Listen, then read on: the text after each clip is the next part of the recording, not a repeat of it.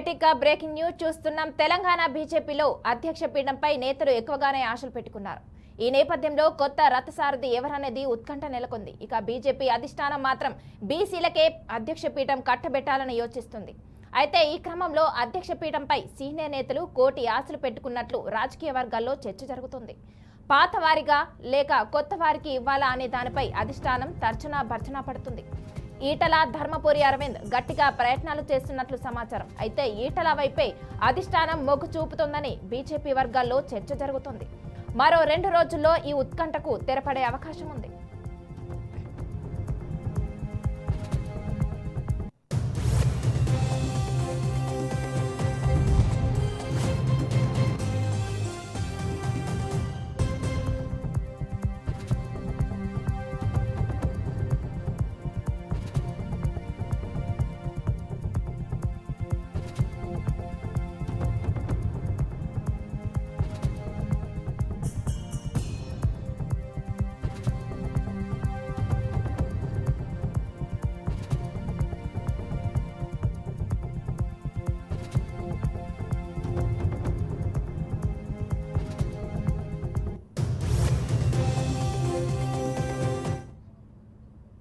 తెలంగాణ బీజేపీలో అధ్యక్ష పీఠంపై నేతలు ఎక్కువగానే ఆశలు పెట్టుకున్నారు. ఈ నేపథ్యంలో కొత్త రథసారథి ఎవరనేది ఉత్కంఠ నెలకొంది.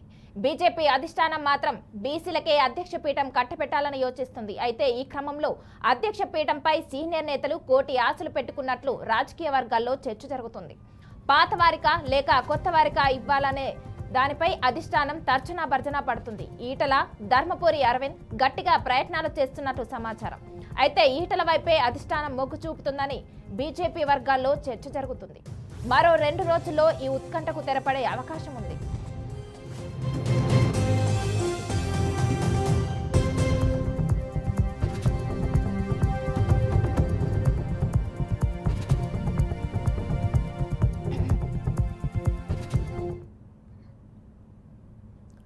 సామాజిక సేవా కార్యక్రమాల ద్వారా ప్రజల మనసు గెలిచిన అమిలినేని సురేంద్రబాబు మచ్చలేని కుటుంబానికి చెందిన వ్యక్తి అని నారా లోకేష్ అభిమాన సంఘం రాష్ట్ర అధ్యక్షుడు ఆనందరెడ్డి పేర్కొన్నారు.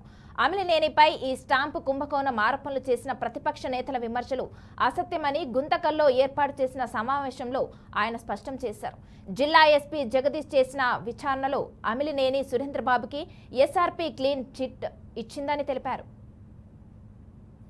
కారణం ఏంటంటే స్థాన కళ్యాణదుర్గం శాసనసభ్యులు అమిలినేని సురేంద్రబాబు గారి మీద ఆరోపణల నేపథ్యంలో నిన్న అనంతపురం జిల్లా ఎస్పీ గారు క్లీన్ చిట్ ఇవ్వడం జరిగింది.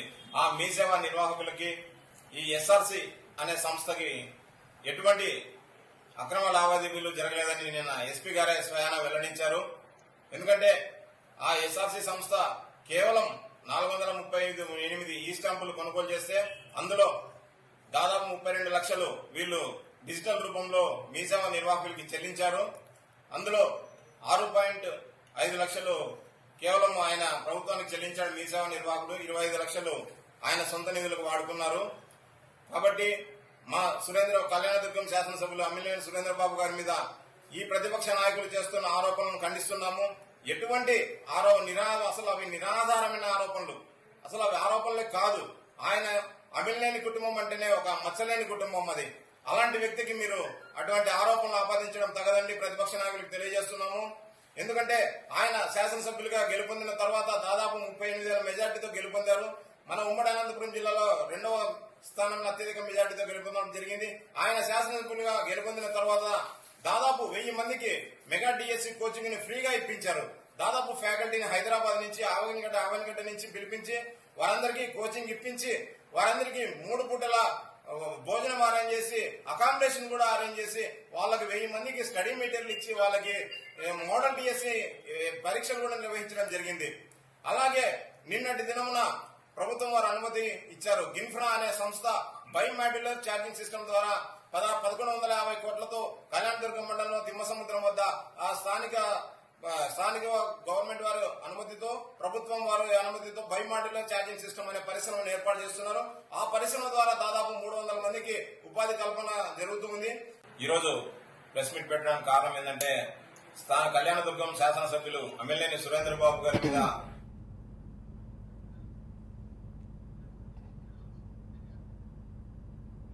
ఆదిలాబాద్ జిల్లా ఇచ్చోడలో నకిలీ ధృవీకరణ పత్రాలతో ప్రభుత్వ ఉద్యోగం పొందిన ఘటన కలకలం రేపుతుంది. ఈ మూట ఇతర రాష్ట్రాలకు చెందిన 9 మంది యువకులకు నకిలీ ధృవపత్రాలు సృష్టించి వారితో ఉద్యోగాలు సంపాదించేందుకు సహాయం చేసి వారి నుండి 9 లక్షలు వసూలు చేసింది. ఈ వ్యవహారంపై సమాచారం అందుకున్న పోలీసులు 3 ప్రధాన నిందితులను అరెస్ట్ చేసి రిమాండ్కు తరలించారు. ఈ సర్టిఫికేట్లు ఏ సంస్థలలో ఉపయోగించబడ్డాయి, ఇంకా ఎంతమంది బాధితులున్నారనే విషయాలపై లోతైన దర్యాప్తు కొనసాగుతుందని పోలీసులు వెల్లడించారు.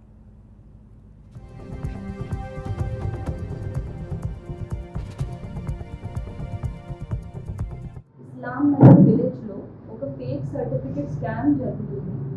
9 జనాలు యూపీ, ఎంపీ, రాజస్థాన్ నుండి వచ్చారు.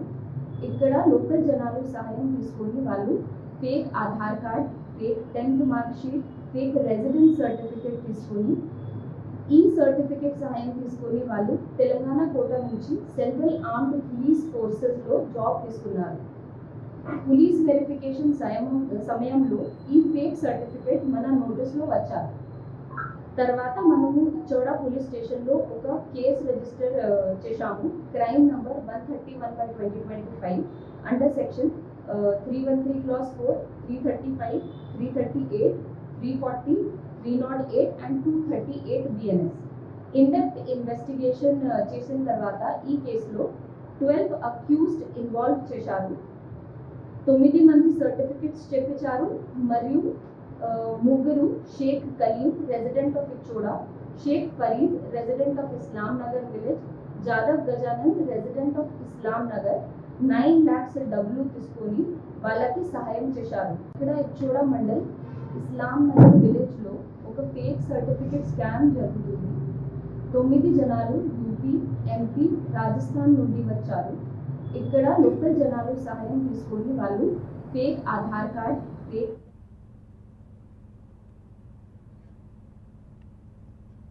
మహాన్యూస్ కార్యాలయంపై జరిగిన దాడిని తీవ్రంగా ఖండిస్తూ తూర్పుగోదావరి జిల్లా గోపాలపురంలో జర్నలిస్టు సంఘాలు నిరసన చేపట్టాయి.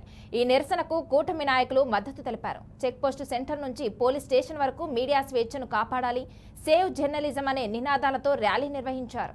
బీఆర్ఎస్ విద్యార్థి విభాగం నాయకులు జరిపిన దాడి దారుణమన్నారు. ప్రభుత్వానికి ప్రజలకు మధ్య వారధిగా పనిచేసే మీడియా కార్యాలయాన్ని లక్ష్యంగా చేసుకుని దాడులు చేయడం అప్రజాస్వామిక చర్యగా ఖండించారు. ఘటనపై బాధ్యులపై కఠిన చర్యలు తీసుకోవాలని డిమాండ్ చేస్తూ గోపాలపురం పోలీస్ స్టేషన్లో ఫిర్యాదు చేశారు. ఇక మీడియా స్వేచ్ఛను అణచే ప్రవర్తనలను ఉపేక్షించబోమని నేతలు హెచ్చరించారు.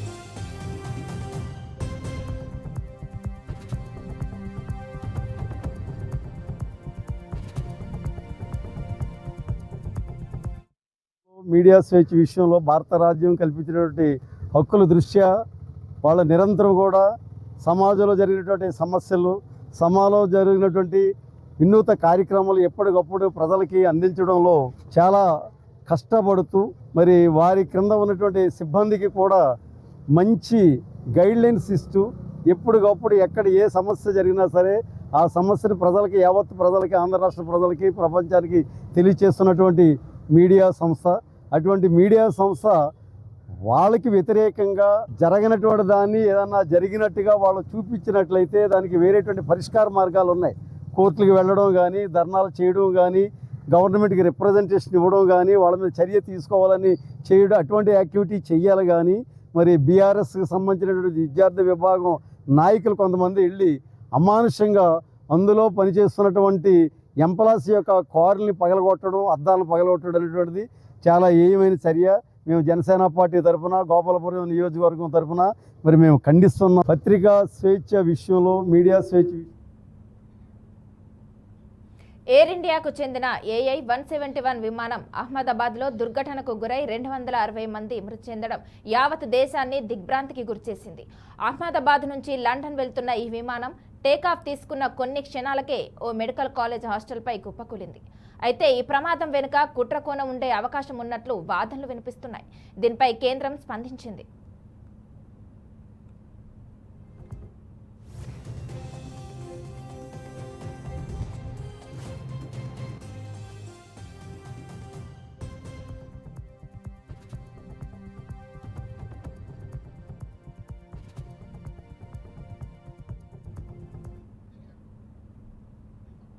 ఈ ఉదంతంలో కుట్రకోణంపై కూడా దృష్టి సారించినట్లు కేంద్ర పౌర విమానయాన శాఖ సహాయ మంత్రి మురళీధర్ మోహల్ వెల్లడించారు. ఇక ఈ కేసు దర్యాప్తును aircraft accident investigation bureau చేపట్టిందని, అన్ని కోణాల్లోనూ విచారణ జరుపుతుందని ఆయన స్పష్టం చేశారు. విమానం నుంచి స్వాధీనం చేసుకున్న బ్లాక్ బాక్స్ ను విశ్లేషణ కోసం విదేశాలకు పంపుతున్నారంటూ వస్తున్న ఊహాగానాలను మంత్రి మురళీధర్ పూర్తిగా ఖండించారు. బ్లాక్ బాక్స్ మన దేశంలోనే దర్యాప్తు సంస్థల వద్దే సురక్షితంగా ఉంది, దానిని ఎక్కడికి పంపే ప్రసక్తే లేదు అని ఆయన తేల్చి చెప్పేశారు. ఇక ఇది చాలా విషాదకరమైన ఘటన అని ఏఏఐబి దీనిపై పూర్తి స్థాయి దర్యాప్తు ప్రారంభించిందని తెలిపారు.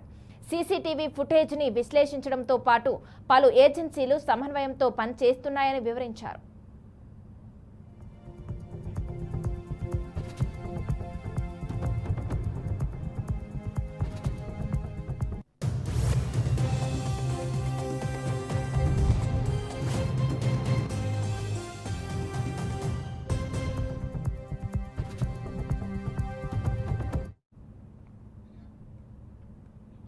రెండు ఇంజిన్లు ఒకేసారి విఫలం కావడం అనేది అత్యంత అరుదైన విషయమని మంత్రి పేర్కొన్నారు. ఇది చాలా ప్రత్యేకమైన కేసు. అసలు రెండు ఇంజన్లు విఫలమయ్యాయా లేక ఇంధన సరఫరాలో ఏమైనా సమస్య తలెత్తిందా అనేది దర్యాప్తు నివేదిక వస్తేనే స్పష్టత వస్తుంది అని ఆయన అన్నారు. బ్లాక్ బాక్స్లోని కాక్పిట్ వాయిస్ రికార్డులో పైలట్ల సంభాషణలు నిక్షిప్తమై ఉన్నాయని, దర్యాప్తులో అది కీలకం కానుందని తెలిపారు.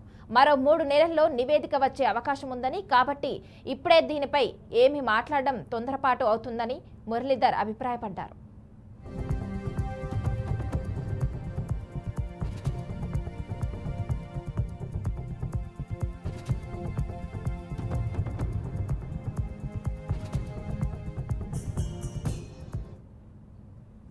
ఈ ఘటన నేపథ్యంలో ప్రయాణికుల భద్రతకు అత్యంత ప్రాధాన్యత ఇస్తున్నామని మంత్రి హామీ ఇచ్చారు.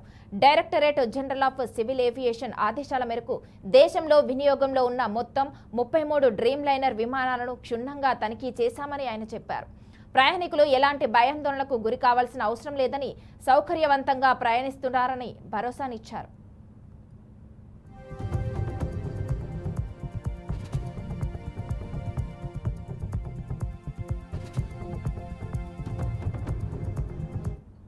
అదే సమయంలో డీజీసీఏలో ఖాళీగా ఉన్న 419 సాంకేతిక సిబ్బంది పోస్టులను భర్తీ చేసేందుకు చర్యలు తీసుకుంటున్నామని మురళీధర్ వెల్లడించారు.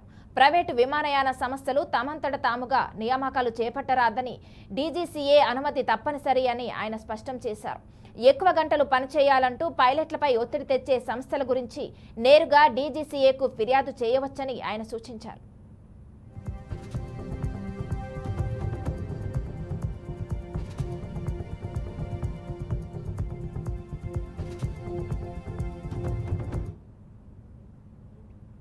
ఇక ఇదే అంశంపై మరింత సమాచారం మా ప్రతినిధి రాజేంద్ర అందిస్తారు. రాజేంద్ర, చెప్పండి. దేశంలోనే కాదు ప్రపంచవ్యాప్తంగా కూడా అత్యంత దిగ్భ్రాంతి చెందినట్లు సంఘటన అహ్మదాబాద్ లో జరిగిన సంఘటన. దానిని మర్చిపోలేని పరిస్థితి నెలకొంది. విమానాల్లో ప్రయాణించాలంటేనే భయం నెలకొన్న పరిస్థితులు ఉన్నందున కేంద్ర మంత్రి మురళీధర్ మోహన్ తాజాగా చేసిన వ్యాఖ్యలు మాత్రం కొంత ప్రయాణికుల్లో ఆత్మస్థైర్యాన్ని పెంచే విధంగా ఉన్నాయని చెప్పేసి మనం భావించవచ్చు. ఎందుకంటే విమానాల్లో ప్రయాణించాలంటేనే భయపడుతున్న పరిస్థితుల నేపథ్యం నుంచి సాధారణ వాతావరణం తీసుకొచ్చేందుకు కేంద్ర మంత్రి ఒక ప్రయత్నం చేసినట్టుగా కూడా కనిపిస్తుంది. అయితే విమానాలు గతంలో చిన్న చిన్న ప్రమాదాలు జరిగినాయి, సాధారణంగా కొందరు మృత్యు సంఘటనలు జరిగినాయి, పలు కారణాల చేత విమానాల ప్రమాదాలు జరిగిన ఘటనలు ఉన్నాయి. ఏదైతే అహ్మదాబాద్ లో జరిగిన ఘటన మాత్రం అత్యంత దుర్ఘటన. ఇది దేశాన్నే కాదు ప్రపంచానికి కూడా కుదిపేసిన ఘటన కావడంతో కేంద్ర ప్రభుత్వం ఈ విమాన ప్రమాద సంఘటనపై సీరియస్ గా యాక్షన్ తీసుకొని గత కొద్ది రోజులుగా ప్రమాదానికి గల కారణాలు ఏంటనే విషయంలో మాత్రం అన్ని కోణాల నుంచి కూడా ఆరా తీస్తున్న పరిస్థితి ఉంది. ఎయిర్ ఇండియాకు చెందిన AI-171 విమానం అది అహ్మదాబాద్ లో టేకాఫ్ అయిన కొద్ది సెకండ్లకే ఆ కుప్పకూలటం 260 మంది దుర్మరణం చెందిన సంఘటన నేపథ్యంలో కేంద్ర ప్రభుత్వం మాత్రం గత కొద్ది రోజులుగా ఈ అంశంపై మాత్రం సీరియస్ గానే అన్ని కోణాల నుంచి కూడా ఆ సమాచారాన్ని సేకరించే ఆ పనిలో ఉన్నాయి. ప్రధానంగా ఈ కేసును air craft accident investigation bureau సంస్థతో పాటు పలు ఇతర ఏజెన్సీల సహకారంతో దీన్ని పూర్తిగా దర్యాప్తును కొనసాగించే ప్రయత్నాన్ని కొనసాగింపజేస్తున్నారు. ప్రధానంగా ప్రమాదానికి గురైన విమానంలో లభించిన బ్లాక్ బాక్స్ లో నిర్లిప్తమై ఉన్న సమాచారాన్ని వెలికి తీసిన తర్వాతనే ప్రమాద సంఘటనకు సంబంధించిన పూర్తి వివరాలు తేటతెల్లమయ్యే అవకాశాలు ఉన్నాయి. ఈ నేపథ్యంలో బ్లాక్ బాక్స్ ను విదేశాలకు తరలిస్తున్నారనే ఆరోపణలు కేంద్ర మంత్రి ఖండించారు. దాన్ని పూర్తిగా నిర్లిప్తమై ఉన్న సమాచారాన్ని వెలికితీసే ప్రయత్నం చేస్తున్నట్టుగా కూడా కేంద్ర మంత్రి ప్రకటించడం జరిగింది. AIB దీనిపై పూర్తి విచారణ కొనసాగిస్తుందని, ఎలాంటి అనుమానాలు అపోహలు పడవలసిన పని లేదని కూడా కేంద్ర మంత్రి చెప్తున్న పరిస్థితి ఉంది.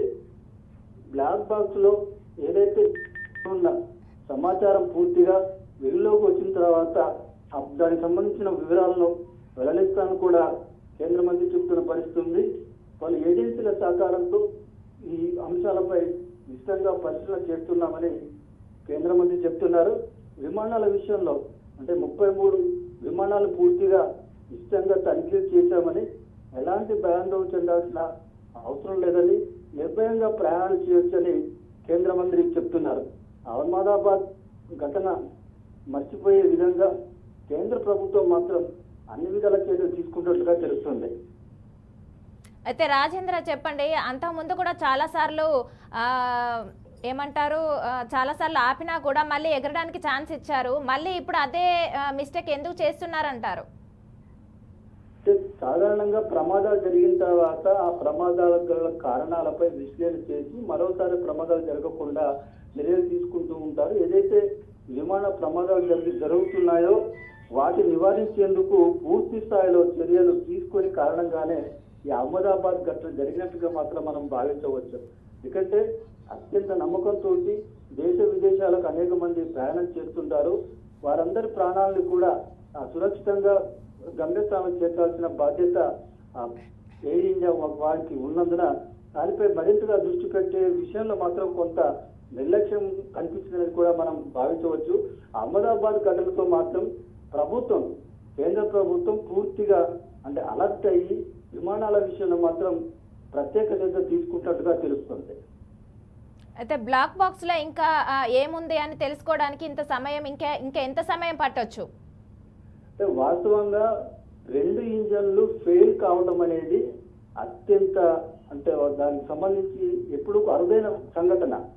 సాధారణంగా ఒక ఇంజన్ ఫెయిల్ అయితే మరో ఇంజన్ తోటి విమానాన్ని రన్ చేసుకునే అవకాశం ఉంటుంది. కానీ ఎయిర్ ఇండియా 171 విమానం మాత్రం అహ్మదాబాద్ లో టేకాఫ్ అయిన కొద్ది సెకండ్లకే కుప్పకూలిపోవడం అంటే ఆ ఘటన 2 ఇంజన్లు ఫెయిల్ అయినట్టుగా కూడా ప్రాథమికంగా నిర్ధారణకు వచ్చారు.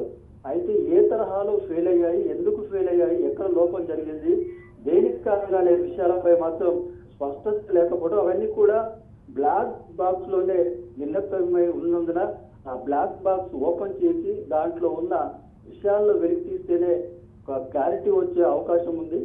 ప్రాథమికంగా ఏజెన్సీలు కానీ, ఎయిర్ ఇండియాకు సంబంధించిన సంస్థలు కానివ్వండి, ప్రభుత్వం సంబంధించిన సంస్థలు కానివ్వండి, ఈ ప్రమాద సంఘటన మాత్రం అన్ని కోణాల్లో విచారణ నిర్వహించినప్పటికీ కూడా అంతిమంగా బ్లాక్ బాక్స్ లో నిర్లిప్తమై ఉన్న సమాచారం ఆధారంగానే దానికి సంబంధించిన పూర్తి సమాచారం బయటకు వచ్చే అవకాశం ఉంది.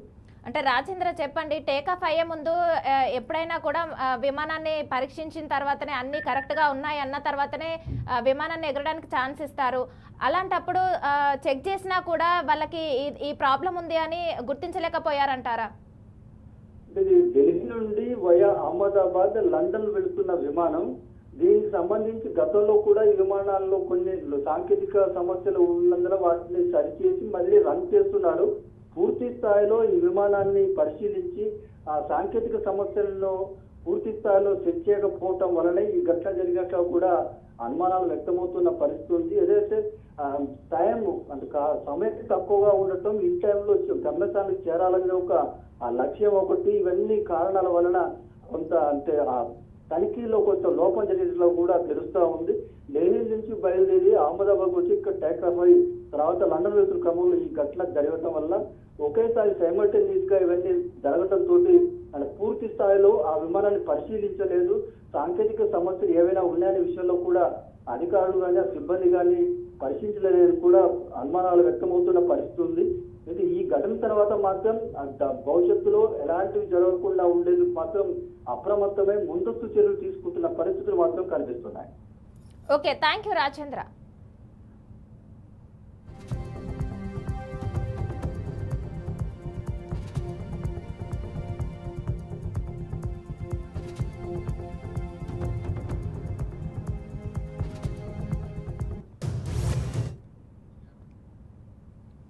కృష్ణా జిల్లా మచిలీపట్నంలో జరిగిన కాంగ్రెస్ పార్టీ విస్తృత స్థాయి సమావేశంలో ఏపీసీసీ చీఫ్ వైఎస్ షర్మిల పాల్గొన్నారు. రాష్ట్రంలో కాంగ్రెస్ పార్టీ బలోపేతమే తమ అజెండా అని షర్మిల అన్నారు. రాష్ట్రానికి నిజమైన ప్రత్యామ్నాయం కాంగ్రెస్ మాత్రమేనని, బీజేపీకి మిగతా పార్టీలన్నీ తొత్తులుగా వ్యవహరిస్తున్నారని విమర్శించారు. తెలుగుదేశం జనసేన పొత్తు సక్రమమైతే వైసీపీ బీజేపీ అక్రమ పొత్తు అని ఆరోపించారు. విభజన హామీలపై బీజేపీ ప్రజలను మోసం చేసిందని, దానిపై కూటమి పార్టీలు వైసీపీ మౌనంగా ఉండటం దారుణమని అన్నారు. విభజన హామీలు నెరవేర్చాలంటే కాంగ్రెస్ పార్టీ అధికారంలోకి రావాల్సిందేనని స్పష్టం చేశారు. కాంగ్రెస్ పార్టీ బలోపేతం కోసం కాంగ్రెస్ పార్టీ విస్తృత స్థాయి సమావేశం ఏర్పాటు చేయడం జరిగింది. ఈ సమావేశానికి జిల్లా కాంగ్రెస్ నాయకులు, కార్యకర్తలు అందరూ కూడా రావడం, వీళ్ళిచ్చే అభిప్రాయాలను, సూచనలను లేక వీళ్ళకి ఏదైనా ఇబ్బందులు ఉంటే అవన్నీ కూడా వినటానికి, పరిగణలోకి తీసుకోవడానికి కాంగ్రెస్ పార్టీ అధ్యక్షురాలిగా నేనే ఇక్కడికి మచిలీపట్నంకి ఈరోజు రావటం జరిగింది. కాంగ్రెస్ పార్టీ బలోపేతమే ఈ సమావేశానికి ముఖ్య అజెండా. కాంగ్రెస్ పార్టీని బలోపేతం చేసుకోవాల్సిన అవసరం ఈరోజు ఎంతైనా ఉంది. ఎందుకంటే ఈరోజు ఒక కాంగ్రెస్ పార్టీ మాత్రమే రాష్ట్రంలో ఏ పార్టీ కన్నా, ప్రతిపక్షంలో ఉన్న వైసీపీకైనా లేకపోతే కూటమి గట్టిన చంద్రబాబు గారు, జనసేన ఇలాంటి పార్టీలైనా అన్ని బీజేపీ పార్టీకి తొత్తులుగా మారి వాళ్ళతో పొత్తులు పెట్టుకున్న వారే. ఇలాంటి నేపథ్యంలో